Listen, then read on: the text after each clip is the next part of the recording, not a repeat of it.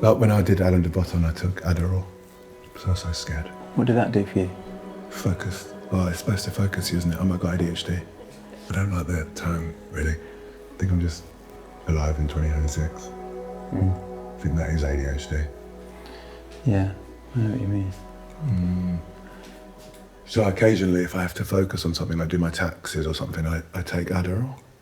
But because I really can't focus, I can focus really hyper-focus on creative tasks. How did you get in touch with him? I basically said in an interview that his book changed my life and saved my life, actually. And he was like, come to my house, which is like the Guggenheim. You think this is bougie? It's a different kind of bougie. It's like just one big brushed concrete piece of, it's like going to an art gallery. But yeah, and because of that, then I thought I'm going to try and talk to people who've had an effect on my relationship towards my music and my relationship towards how to express truthfully. And that is why I got in contact with Alain de Botton, and we had that chat. And actually, similarly with you, like the way you approach art and the way you approach accessing your like creativity, accessing your flow state when I was making the album and when I was thinking about my own work was super influential. Like when I write, I put up the good mics and I write under the good mics, so I capture it at its source. Because I think there's like a culture of recording into your phone and then doing a demo of the idea and then going into a fancy studio and doing a album version, right? Yeah. And for me, that feels a lot like a photocopy of a photocopy of a photocopy. And I'm more interested in the essence that made the first thing feel truthful and feel beautiful. And by the time you're like in LA doing the drums with a session guy and everybody's kind of on a click track, you've lost the essence of the feeling, right? I think. So yeah, and that's come directly, I think, from watching you make what you make. Please Don't Tell My Mother was recorded in real time, like was improvised, Right. which is something I wouldn't have done 5 years ago. You know, like it's a development. And my next album, I'm purposefully not recording anything. It's all just in my head and on a pad. Yeah. So when I get under the mics, I can really be in it. You know. Yeah. So yeah. So I suppose. Yeah. Thanks for the inspiration. That's all right. I'm pleased to inspire. That's really the purpose of what I'm doing. Yeah. Is to try to, in short, inspire as many people as possible to get in touch with their creative aspect and work from that in quite a direct way. Yeah. And it sounds like that's what you took from it. Yeah, more and more. Like the music industry, the culture is so disconnected from that. It is literally like 11 writers on a song and they'll just send email MP3s. It's like a game of consequences. Yeah. Is that what the game's called? I know the one you talk about. Bit of paper. The folding bit of paper where you draw a little piece of a person. That's actually kind of amazing. That's called Exquisite Corpse, which is such a good name. But there might also... Exquisite Corpse. Yeah. But that's actually a beautiful game because it does explore But like, this is more like having a picture of a person and someone else tarts it up and then someone else tarts it up and then someone else tarts it up. But Exquisite Corpse is great. I think we got the name for the episode. Have you painted today? No, I've drawn today. I haven't used paint, but I have drawn. Yeah. I always have my drawing equipment to hand so that I can do it at any time, because that's a part of how I approach creativity in general, is in a way where I try not to make it into an event so much as just another aspect of just my day in a very natural way. Yeah, I get that. Yeah. Which is not to say I don't think of it as a very special thing to do, but I think it's good if you can remove the feeling of something being sacred, and you hold things lightly, especially with work and art. yeah, well, I mean, I think that there's a way of holding things lightly and acknowledging them to be sacred, which is how I feel about it. I think every aspect of life is, actually, if you approach it in a certain way. So in that sense, it doesn't separate the creative act out from any other aspects of life, which in and of itself removes a lot of pressure from it. Because if you're, for example, today, before I did make some artwork, I went for a walk. And when I go for a walk, I try and be really present with the walk and observant of my surroundings in my body. And then I also work in that way when I'm making art. I try to maintain that sort of same state of presence and connection with my body and my feelings. It's very intuitive, it's very embodied in the sense that I'm trying to be connected to the direct experience of what I'm doing, rather than approaching it and experiencing it via the filter of thoughts. So how that actually feels is to, when I'm making marks, I'm really feeling how the pen feels on the surface of the paper. I'm listening to the sounds of it. I'm really trying to connect to the colours and the textures. But equally, when I'm doing other things, I'm trying to relate to the experience in the same way, again, in a very direct, sensorial way that, for me, kind of heightens the whole experience and allows me to draw more from my life in general. And it's not always an easy thing to do, because I think you mentioned the word mindfulness a moment ago, and this is kind of the name that's given to, I suppose, this approach. And it's a name that's got like depressing connotations as well, right?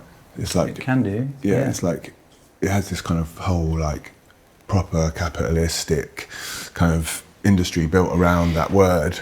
Of course, yeah.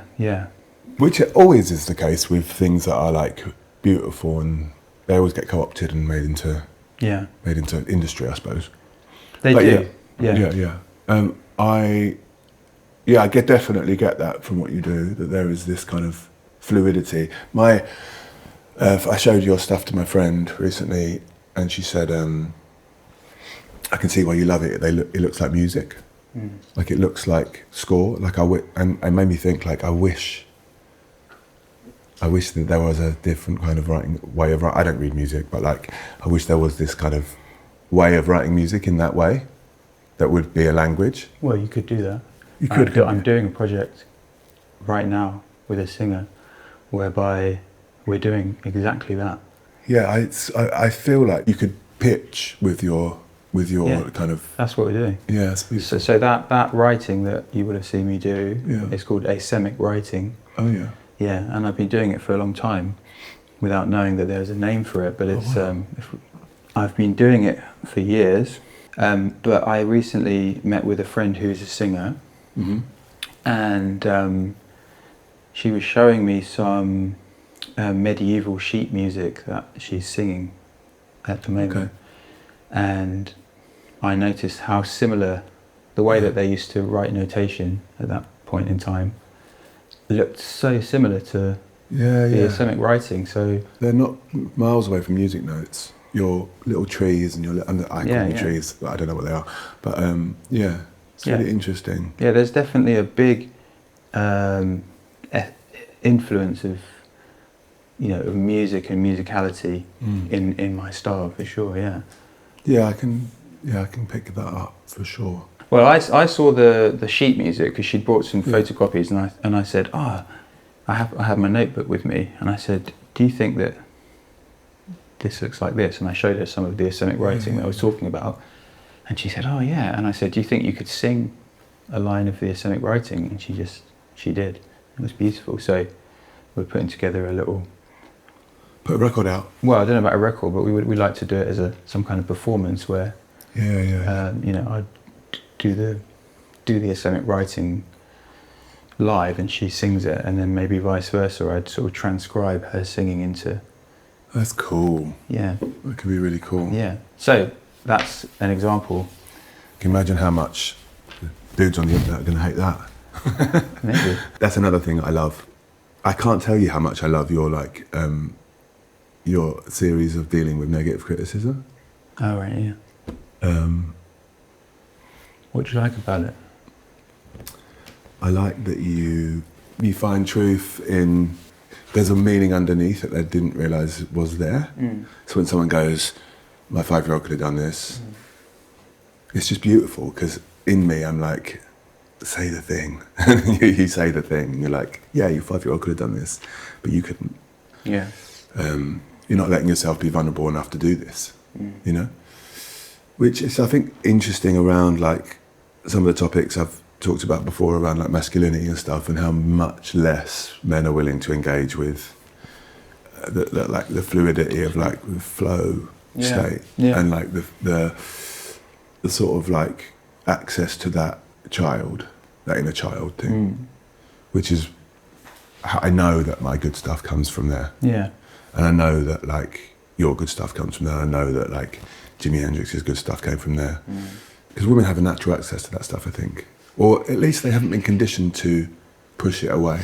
Well, I think they have. I don't necessarily think that aspect has been conditioned in the same way, or maybe as aggressively with women. Yeah.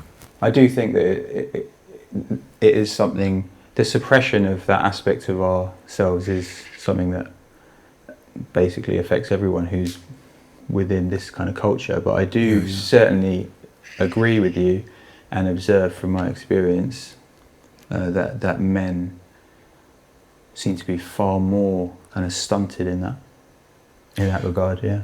There's a lot of your negative online comments and stuff. Is that like split? Is that like... No, it's all men. All? Well, so the kind of comment that I'm referring to is just scribbles or... Well, for just anything that is just an aggressively negative, essentially an attack of a comment. I've not seen any from a woman ever, and I'm talking probably thousands at this point. It's 100% men, which is quite remarkable. It's interesting, isn't it? That's really interesting. It is interesting. Yeah. Because it challenges... I think it's interesting because it challenges what they think a man is. You challenge what they think a man is. Whereas if you were a woman, I don't think they'd have so much of a problem with it. It's like... Maybe not. I think there's an element of it like, what is this guy doing to masculinity? Why am I feeling like this? We're conditioned into this idea. I don't know where or how you grew up or whether you grew up with these constraints. I don't think everybody did, but I definitely did. These sort of constraints of masculinity, this kind of weirdly homophobic, misogynistic, racist kind of like basis of what a man is, you know? Yeah. Someone that comes along and like proudly is soft, proudly is vulnerable, proudly willing to express their kind of femininity. It's very challenging, I think, for people if they haven't done work on connecting with themselves and understanding themselves. Yeah, I think so. It seems to be the case that, and it's interesting the sort of vociferousness of the response, the degree to which people are angered. It's like violence, yeah. It's violent, and there's a really violent sense to and feeling to the expressions that come through from these people. I think that like social media in general, it rewards extreme thought, extreme takes, extreme reactions. So but I think it does. But I also think that there are different ways that you can elicit strong responses. Yeah. And you have a choice around that. Yeah. You know, because you can elicit a strong response that is a strong but shallow response, right? Which is, you know, I don't know how helpful that is. Or you can elicit what I like to try and do, sometimes successfully, is elicit strong responses, but the responses that are coming from, I would like to think, a deeper place within people. You know, I try to say things that I feel need to be said, and that I hope will really resonate in a strong way, and that will manifest sometimes as the kind of comments we were talking about earlier, violent responses, but also, you know, incredibly loving and appreciative ones as well. So I do think, I think this is an important point, because it's very easy to fall into line with a narrative about social media, which is that, well, you know, you just have to kind of do that sort of stuff that we're talking about. You have to like learn how the algorithm responds. You don't have to do that. And trick it. I know. I haven't found that to be the case for me, and the less that I've paid attention to that and actually cultivated more trust in the audience to be willing to listen to things that I think are meaningful, the more that trust is actually being rewarded, and the message that I'm delivering has landed in a much in a stronger way since I've had that trust, and not thought about, and not basically thought cynically about the audience, which is like, oh well, this is social media, so I need to, you know, like edit out all the gaps in what I'm saying and create a hook at the beginning, and you know, actually people are responding really well to authentic. Yeah, there's an authenticity to it, and I think people can smell it as well, you know? Yeah, they can. They smell it. As soon as you start like trying to give people what they want, it's patronising.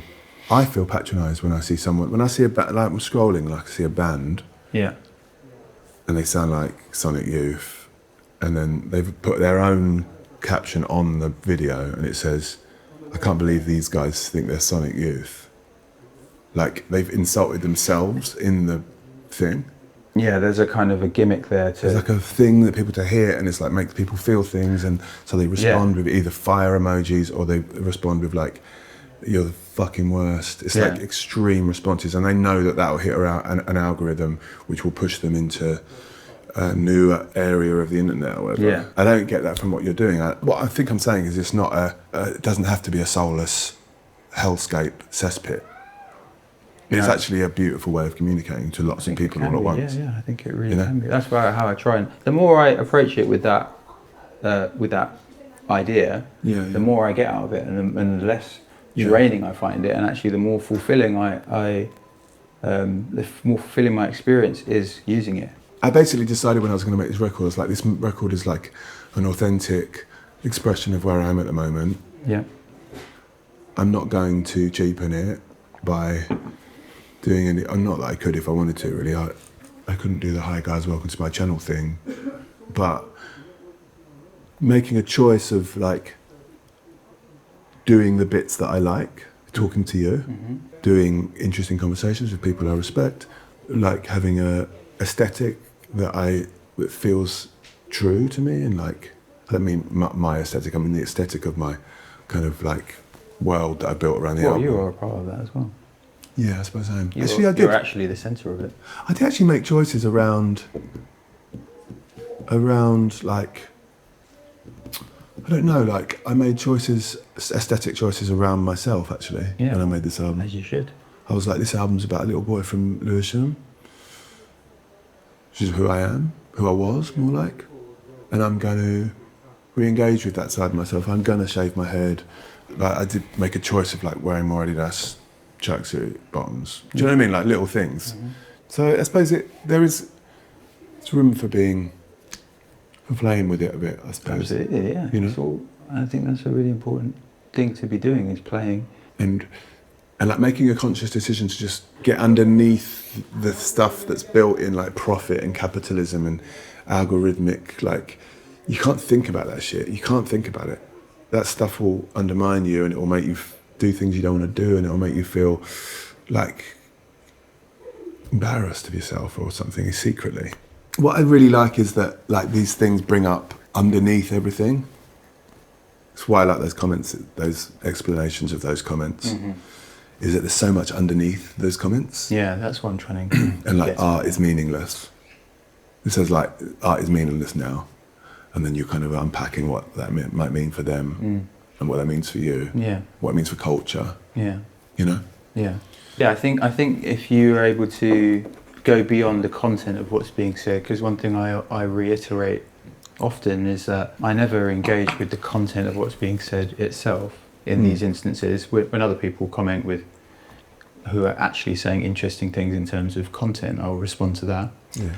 But the comments that we're talking about here are Lashing out. yeah, so the content, the words themselves that are being said, the points, if you could even call them points really, I don't feel they're worth responding to in themselves. But like you say, there can be something at times interesting in just observing what's driving this. I'll often choose a comment to respond to that I've noticed is sort of a recurring theme, and that a lot of people are saying a similar thing.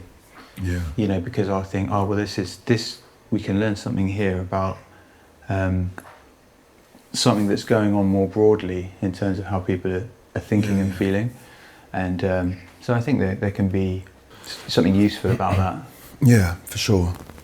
The one that like is an ongoing and constant comment and question is like, this isn't art, right? Which is funny. Just it's funny in itself. Yeah, right? I actually like that one. Yeah. I like it because it's an interesting thought, and it hits at something that I'm very I'm interested in talking about, which is what is art. Me too. I'm like, that's so interesting to me, that concept of like, this isn't art. It's like, I remember back in the 90s, I used to live in New Cross, not in the 90s, in the 2000s. And when you live in New Cross, you're like team Tracy Emin, because there's this Goldsmiths energy in the place. I remember there was all that discourse around the bed. Yeah. There's loads of conversations back then about what is art. That was so present in the conversations at the time. And it's so interesting that now we're in a time where, like, with AI coming into our lives, the question of what is art is like more interesting and prevalent than ever. For me, what I'm interested in with that question, because it's a question that's been asked forever. The reason why I'm interested in that question and when it comes up is not because I'm necessarily interested in debating what is and what isn't art. It's because I'm interested with my work and what I'm doing in actually changing the way that people think about what it is that they're doing when they're being creative.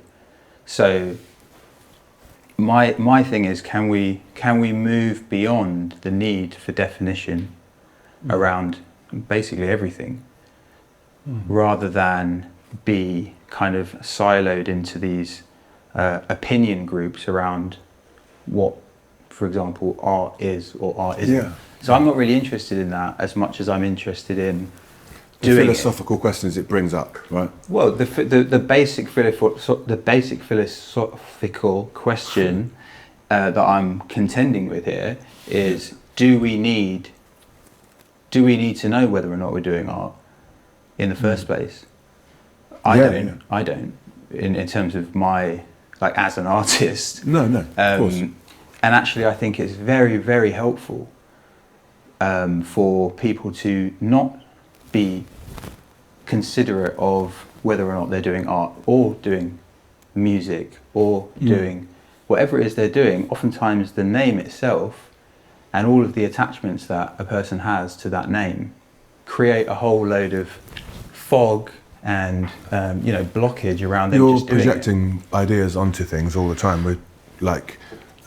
We're projecting our idea of art. We're projecting idea of what it's only a glass because we've called it one. You know. Yeah, that's really interesting.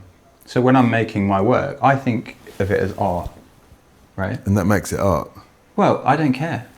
No, That's but the point. I think that what art is It's an interesting question now for me because of the issues around AI and whether or not AI art is art, which is, in a way, it's like absolute polar opposite of what you're doing, which is trying to get as close to yourself as possible and an expression of who you are and what you're doing and who you are in that moment. Yeah.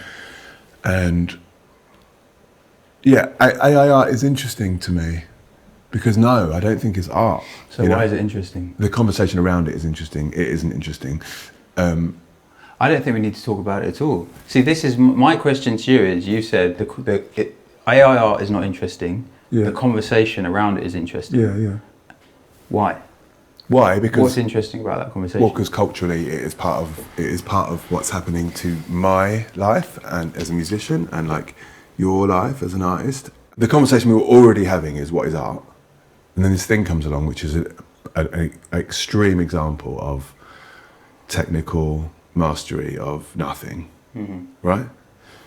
And the idea that it's in the bracket of art is interesting to me because art for me is literally, if there was a definition, it's like human expression, right? So like, for me it's interesting because you could almost give it another name. You could call it, like, we can make up a word for it, like conch, you know?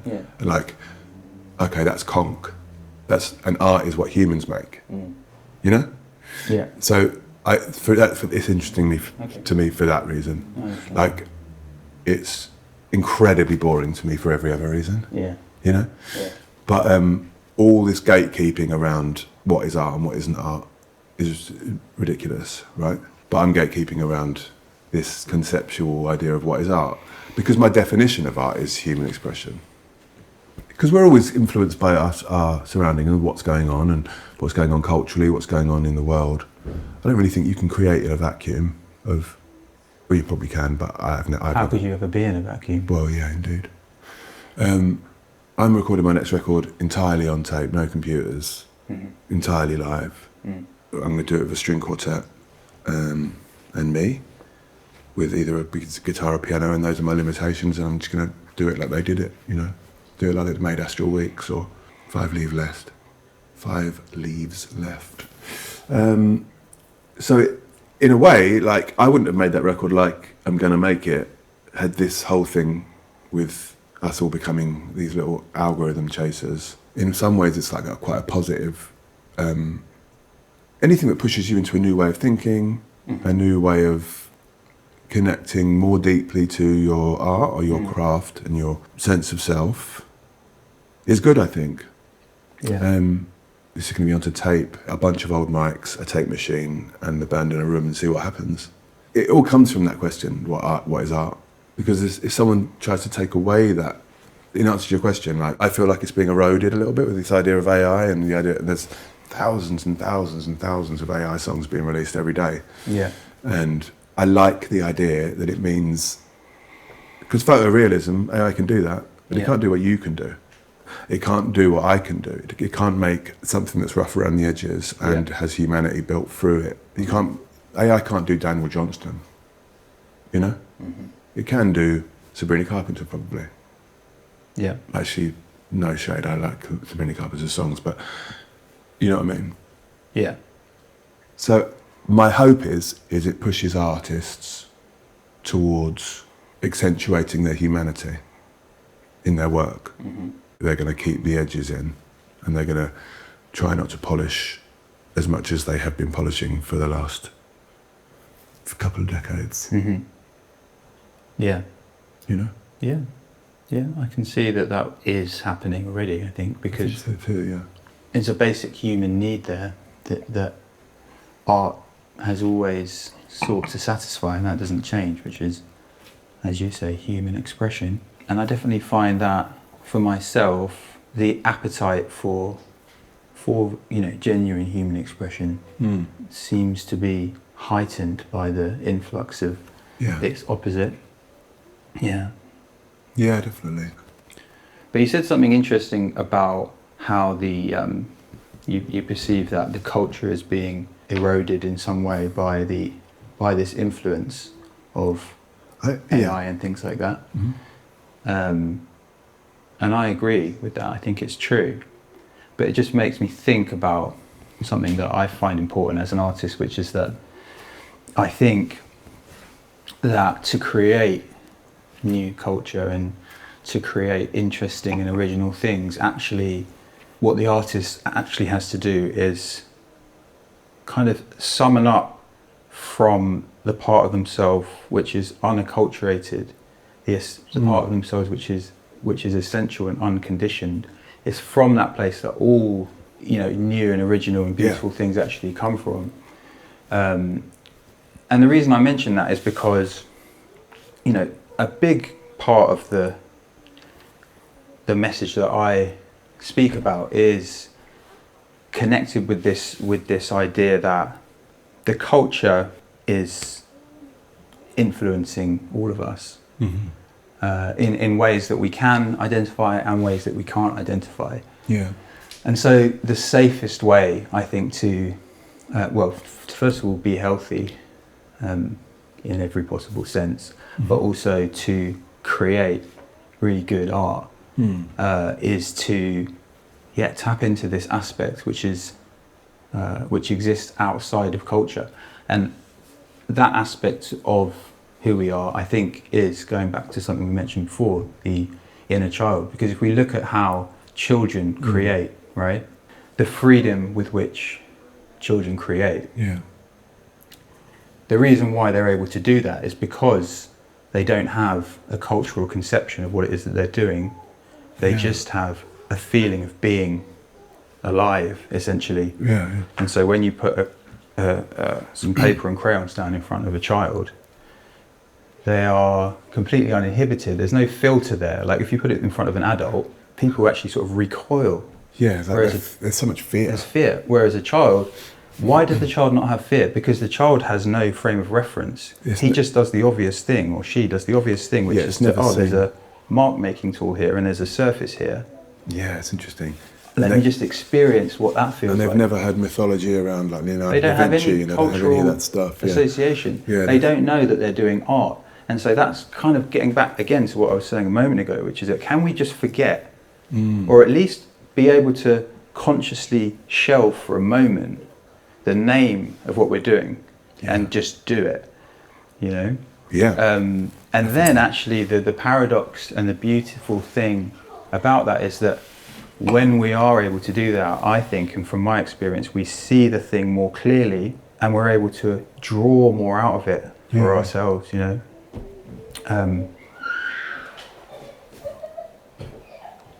Is that children playing? It's perfect, actually. Yeah, it's perfect. Oh yeah, so we were talking about art again. Flipping it, man. Fucking hell. Do you ever get bored of the word? Yeah, that's what I'm talking about. But do you ever, no, let me rephrase that. Do you ever get bored of the concept? No, because I'm not engaging with the concept. No. This is what I'm really trying to get at all the time, is actually disengaging. I do get bored with the concept. That's the point. I get bored with all concepts, but I get more and more interested in experience, direct experience of doing art. You know, I have this tattoo here actually that I did on myself a few years ago, and it says "fine, art." Oh yeah. You know, so it's a little pun, but like it's elucidating something about what my approach, which is that fine, call it whatever you want. I'm going to do it. Yeah. Also, I'm going to try and sell it and live from it, and teach other people about it, because I have no problem with that. That's a part of it. That's a part of the kind of society we live in. I need to do that, and I want to do that. Yeah, I suppose I don't want to feel like I'm flogging a dead horse with you here, but I think this is a really important part. I don't feel flogged. Good. It's just an important. I made myself the horse, the dead horse. Like art is the dead horse. That's it. Yeah. So I don't. No, I agree with you. I agree. Yeah. I agree. Interesting words are interesting, though, aren't they? Yeah, they're very powerful. Yeah, like our labels are super interesting. Yeah. Yeah, because you have all these kind of projections onto every word you use. Yeah. You know? Yeah. And art is such a big one.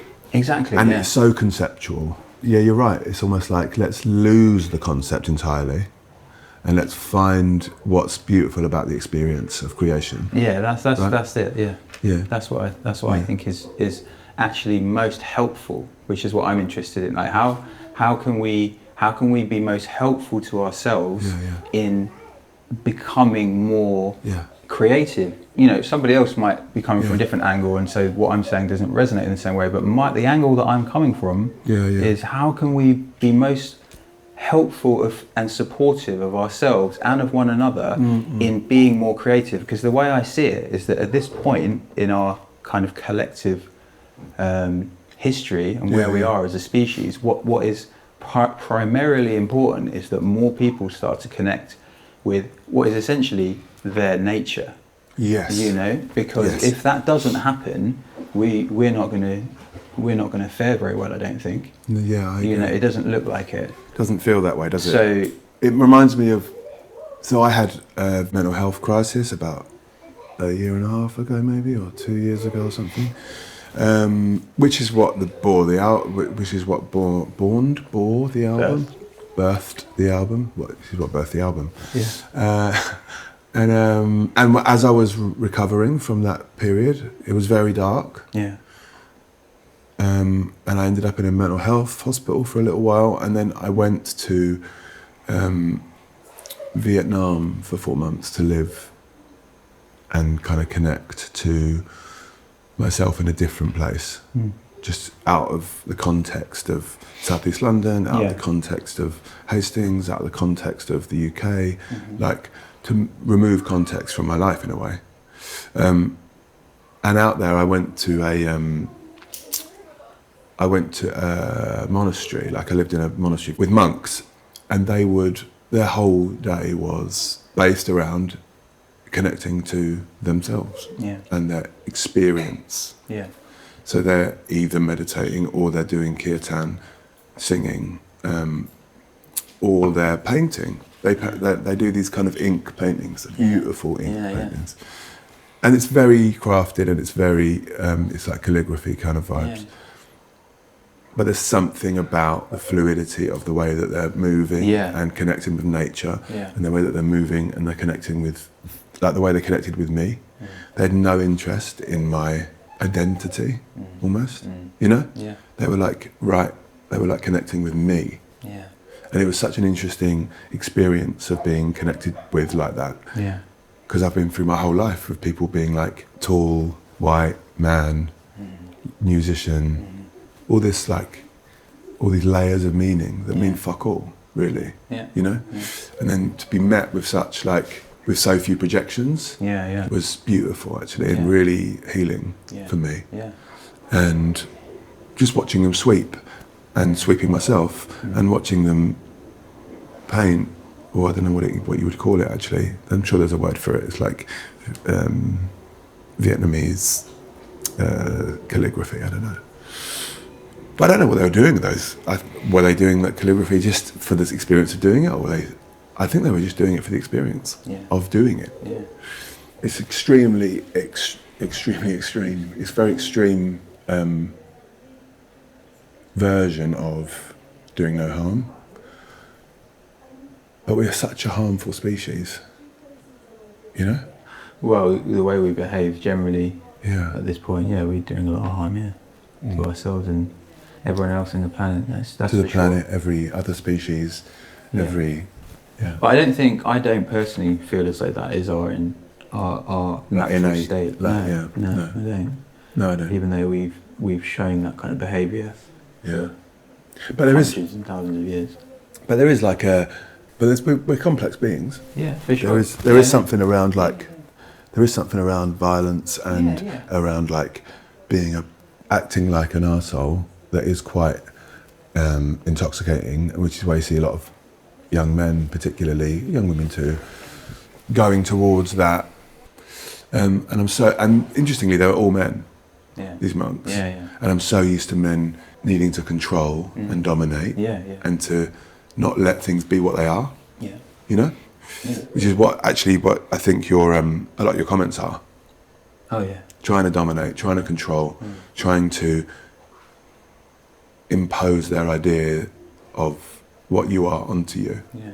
Right? Yeah. It takes a long time, I think, for someone to come around to a more peaceful way of being and more mindful way of being and that stuff. What's your relationship to your... Have you always been quite sensitive and quite in touch with this stuff? Or is it something you've developed? Well, I would say it's both really, because I think that I've always been a very sensitive kind of person, but I went through, I would say, a typical conditioning process by which I really withdrew from my sensitivity to Survive. yeah, to survive.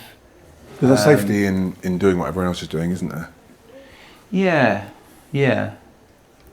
But then I think, at a certain point I realised that that's what had happened, and then I embarked upon a journey of trying to unearth that aspect of myself, and that's definitely been... And it was conscious, was it? Yeah, well, yeah, I would say so. I mean, it becomes more and more conscious all the way along. Yeah. Like it's more conscious in me now than it was. And unconscious. It becomes, the more conscious it gets, the more unconscious it becomes, right? And the more the more you have to push yourself over the ledge and consciously go, I'm going to go towards this.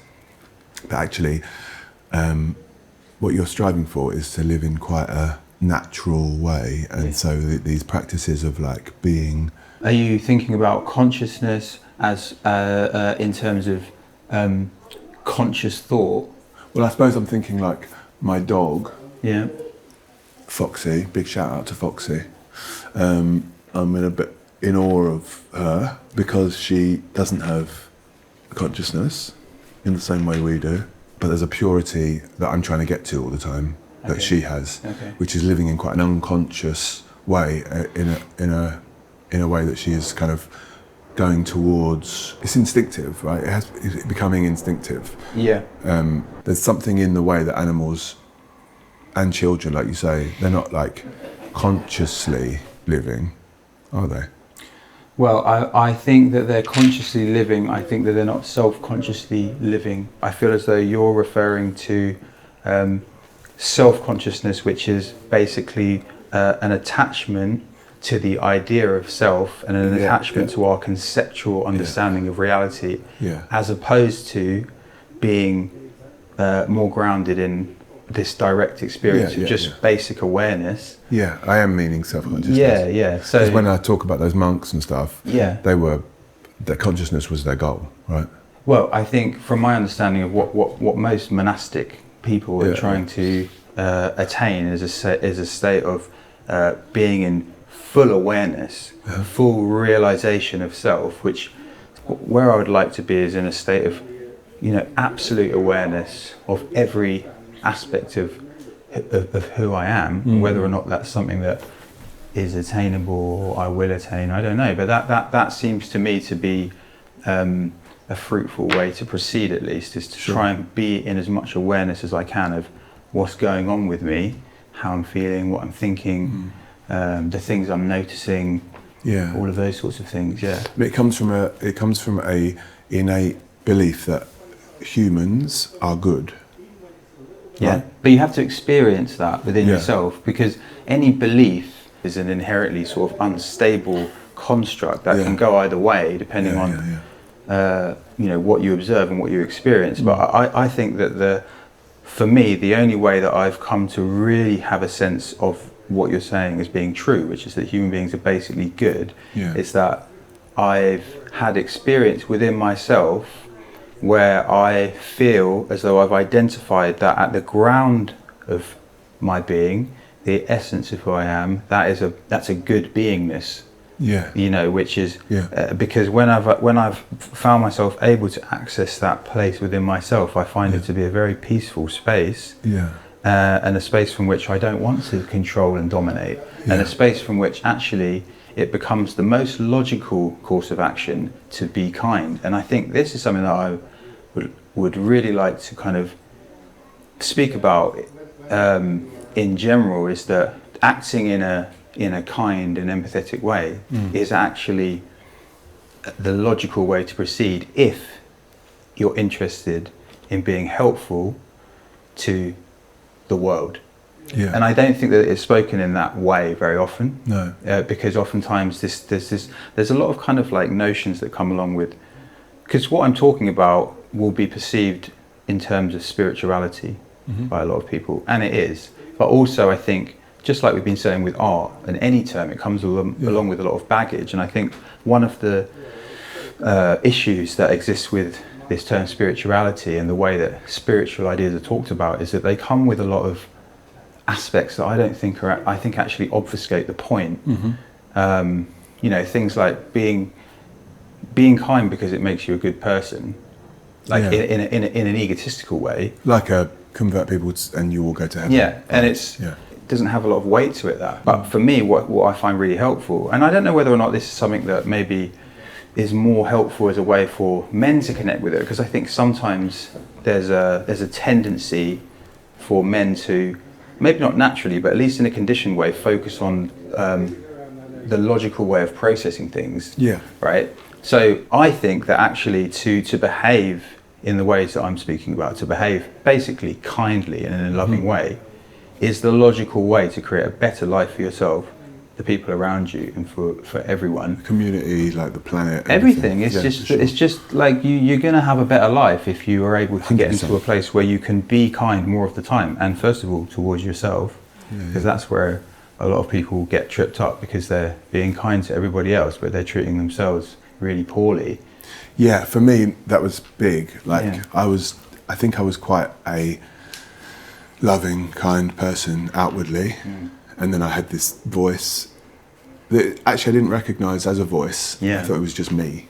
Exactly, because you're so close to it, you're attaching to it. And recognising that voice and hearing it and separating it from myself and going, this is an abusive voice, right? And it's not me. It is full of shame, it's full of like competition, and it's full of kind of domination and control and all these things that are not going to help me flourish, right? But noticing that, and actually like it was during this time in that, like I remember the voice becoming very, actually I hadn't really meditated much before I went to the monastery, and in the monastery you have to meditate. You don't have to do anything, but like you're encouraged to meditate for hours and hours a day. Like you go up at 5 and meditate until 9, and then you whatever. All you have when you're in that place is the voice, and you're sitting on a really uncomfortable cushion, and the voice is going, "Oh, you're such a prick. Why can't you just sit still? You're such a prick." And you're like, "Hold on, who's calling me a prick right now? Am I calling myself a prick? And who's observing it? That's the other part, isn't it? It's like, who am I embarrassed of moving around I'm not embarrassed about all these monks who have been doing this forever, and I'm wriggling around in this cushion going, you're such a prick. Why are you making a fool of yourself? So embarrassing, full of shame, full of fear, all that stuff. And then going, oh, hold on, that isn't me. I am having these thoughts, and separating yourself from those thoughts is a total game changer, was a total game changer for me. You know? Yeah, it really is. Yeah, for sure.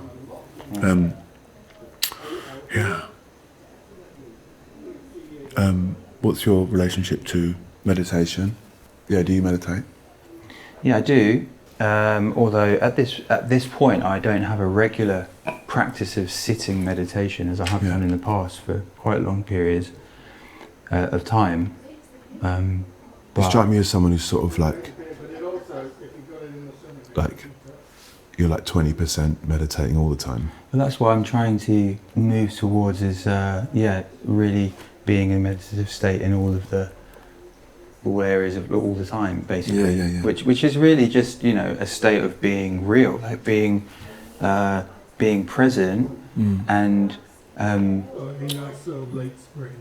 just being yourself. I think one of my favorite quotes that's sort of connected with meditation is, I think it's a Chinese proverb actually, but it says relaxation is who you are and tension is who you think you should be. And I really find that a powerful say that again. Way of describing it. So relaxation is who you are, tension is who you think you should be. God, that's really cool, isn't it? It's brilliant, I think. It's spot on. Yeah, because I feel as though the more relaxed I am, the more I am myself. And when I'm thinking about, I should be like this, or I think you want me to say something about this or whatever it is. Yeah. You know, that's when, and I That's start getting self-consciousness, tired. isn't it? That's Yeah. self-consciousness. Yeah. Yeah. So, Yeah. you know, basically, again, to kind of bring it into more Yeah. kind of like everyday language, which I'm interested in, Yeah. I'm trying to be relaxed as much as possible. Yeah, that is a nice way You know, of because I think that is unpicking that scary word. and you know, I would even apply exactly the same word as a substitute for enlightenment. The Yeah. word is essentially a complete lack of tension Yeah. in the mind, in the body, in the spirit. It's relaxation. Yeah. Because once you're relaxed, once you're completely relaxed, you become able to express basic awareness, which is this state of peace that I was speaking about earlier. For sure. So then that's how you develop the ability to just transmit peacefulness with your presence, For sure. just by being relaxed. You've got to relax. Yeah, cultivating peace is like such a huge one. I remember being like feeling like peace was boring. I remember feeling like peace is boring. I want excitement. I want to do coke, and I want to like, you know, like shag someone. I want to have those feelings. I want to like have excitement. I don't want my ego engaged. Yeah, that's and it. I want to, you know, I want to like have this. But the flip side of that, obviously, for me at least, was anxiety and that racing heart, and that like it's not enough. So yeah, I'm a big cultivator of peace now. I'm trying to be, and How are you doing it now? I am as connected to myself, and I'm as relaxed as I've ever been. Yeah. You know, I'm human, so there's like, Yeah. I'm built, I have lust in me, and I have like ego in me and all this stuff, but I have a real understanding of how I'm built, who I am, and I feel like I'm stopping short of, the reason I'm hesitating is because I don't want to sound fixed or anything. Do you know what I mean? Like I was fucked and now I'm fine. Like that isn't true, but my perspective has changed. I've got a new song coming out next week actually, and it's called Same Road, Different View. So my album's like a concept album of like a young man growing up in Lewisham and going through a lot of stuff. This new single is part of that world. It's not on the album, but it's like, it's reflective of the idea that like my dissatisfaction and my unhappiness was, and my depression, I suppose you'd call it, was to do with a lot of like wanting to change my road, right? Yeah. Like, so change my relationship, change my job, change my like haircut, change my style, change as much of the external things as I could change, right? To try and become different. But actually the idea is, the song is that I'm on the same road as I was before when I started. Yeah. But my perspective's just shifted. Yeah. So I really feel that. I really feel like I didn't leave where I was. I'm in the same town. I'm in the same. I mean, I went to Vietnam and came back, but I'm glad I didn't move to Vietnam and stay there. You know, I'm glad I came back to where I was, and I'm glad I picked music up again, because I gave up music and I've trained as a therapist and I've done other things that have kind of like, in an attempt to change my external stuff. Mm-hmm. But what's been really interesting about my like recovery, if we're going to call it that, is it's just a perspective shift. You know, everything's the same, but I'm different. You know, and I think that I've cultivated a way of treating myself with kindness, treating myself with like love, and it's been really powerful, and like it's changed my life. Like I nearly died 2 years ago, and now I'm really enjoying waking up every day. Yeah. So yeah, in answer to your question, I think I'm finding peace. Yeah, and it's a constant. You never find it finally. You have to find it in every moment. Yeah. You know. Yeah, I think so. Maybe I wouldn't characterise it as refinding it as much as trying to stabilise myself. Yeah, it's not searching, you're right. It's like letting it happen to you. Yeah, like letting your natural state emerge. Yeah, exactly. Yeah. Like letting it kind of come to the fore. Yeah. Which, I think is, to put it in a very in simple terms, again, it's like that relaxation thing. But I've taken lots of things out of my life that were, you know, it's not exactly the same road. I don't drink on this road, and I don't do drugs on this road, but the physical road's the same. But I've made changes in my life that I know were cultivating dissatisfaction and ultimately I was like unhappiness for you. Unhappiness for me. So yeah, exchanging peace for excitement was huge. Yeah. Well, I mean, that does seem to be what the culture is offering us all the time, is to exchange or to distract from peace with some kind of distraction. External and there's an endless thing, number like, of them available. That's what advertising is, isn't it? It's like, you're better with this. You're going to be better with this. You're going to this hat will make your life better. Yeah, this hat will make your life better. Actually, will make I'm joking. No, it actually might. Well, you know. Well, it might make my whole life better, but if you can, but yeah, I think it might. Do you want to plug your hat? Is it your hat? Yeah. As in your merch? Yeah. It's cool. Well, it's been great. How'd you, and what happened to your thumb? I sliced off a chunk of it this morning when I was chopping my ginger and turmeric for my tea. Ginger and turmeric it's really good. I recommend it. What does it do? It's like anti-inflammatory. Yeah, it's anti-inflammatory. It's very good for digestion. I found it's been quite miraculous actually for digestion. That's cool. I always have a pound of it. Just bubbling away. Yeah. Well, or just cold, Yeah. and then I warm it up, or you can drink it cold. But Nice. fresh ginger, fresh turmeric, that's a big one. Might get on that. That's important. Yeah. All right. It's been a pleasure talking to you, Ryan. Yeah, man. And keep doing your thing. You will. You don't need me to tell you that. And yeah, I look forward to hanging out again. Yeah. Thanks. Thank you.